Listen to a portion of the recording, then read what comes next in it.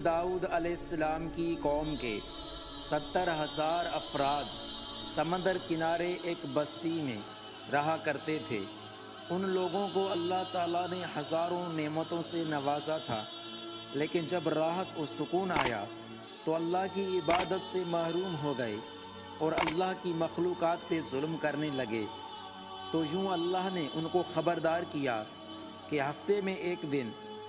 ہفتے کے دن شکار نہ کیا کرو، اور اتوار سے لے کر جمعہ تک جتنا شکار پکڑنا ہے پکڑ لو، لیکن ایک دن اللہ کی عبادت اور مخلوقات پہ امن کے لیے رکھ دو۔ یوں اللہ نے ان کا امتحان لینا شروع کر دیا۔ وہ اتوار سے لے کر جمعے تک سمندر میں مچھلیاں پکڑنے لگتے تو مچھلیاں زیادہ مقدار میں ہاتھ نہ آتیں، اور ہفتے کے دن سمندر کو دیکھتے تو ان کو بڑی بڑی مچھلیاں نظر آنے لگتیں۔ ان لوگوں میں سے ایک شخص کو شیطان نے ورغلایا کہ پریشان کیوں ہوتے ہو، میری ترکیب پہ عمل کرو تو شکار سے کبھی محروم نہیں رہو گے۔ شیطان کے کہنے پر اس شخص نے ہفتے کے دن کانٹا لگا کے ڈوری کو سمندر میں ڈال دیا تاکہ مچھلی پھنسے، اور شیطان نے کہا اس مچھلی کو تم اتوار کے دن نکالنا، اور یوں ہفتے کی حرمت باقی رہے گی اور تمہارا شکار بھی ہو جائے گا۔ شیطان کی بتائی ہوئی ترکیب پہ ہفتے کے دن مچھلی پھنسی رہی، اور وہ اتوار کے دن نکالتا اور خوشی سے کھاتا۔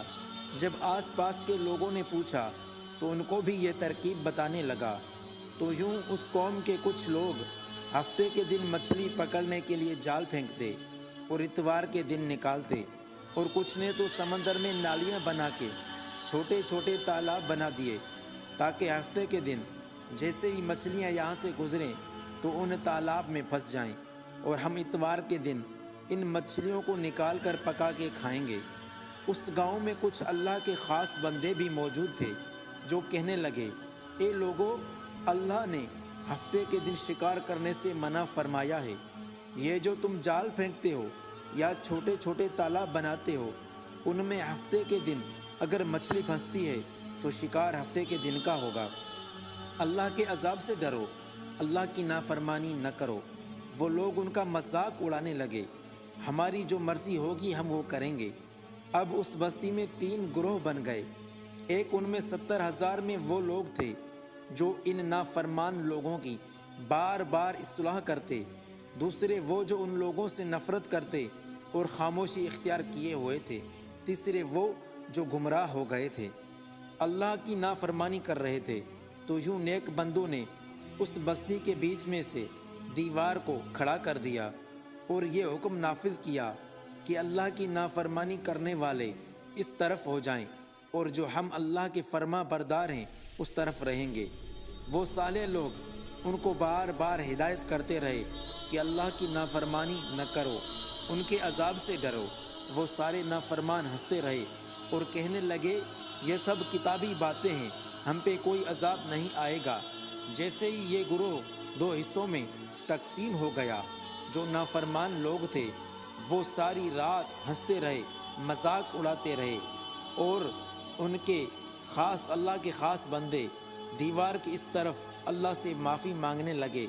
جیسے ہی صبح ہوئی تو نیک صالح انسان اٹھے، انہوں نے محسوس کیا کہ دیوار کی اس طرف سے کسی انسان کی آواز نہیں آ رہی۔ جیسے ہی دیوار کی اس طرف چڑھ کر دیکھنے لگے تو سارے کے سارے وہ لوگ بندر کی شکل میں تبدیل ہو چکے تھے اور بندروں کی حرکت کو انجام دے رہے تھے۔ ان صالح لوگوں نے ان کے جو رشتہ دار تھے انہوں نے ان کو کپڑوں سے پہچان لیا اور چیخ چیخ کر رونے لگے اور اللہ سے معافی مانگنے لگے، لیکن جب اللہ کا عذاب آتا ہے تو وہ ہو کے رہتا ہے۔ وہ 12,000 لوگ جو بندر بن چکے تھے کچھ بھی کھا پی نہیں سک رہے تھے، اور یوں وہ 3 دن بعد اللہ کے عذاب میں آ کر فنار ہو گئے۔ اللہ تعالیٰ سے دعا ہے ہمیں اپنی حفظ و امان میں رکھے اور نیک بننے کی توفیق عطا فرمائے۔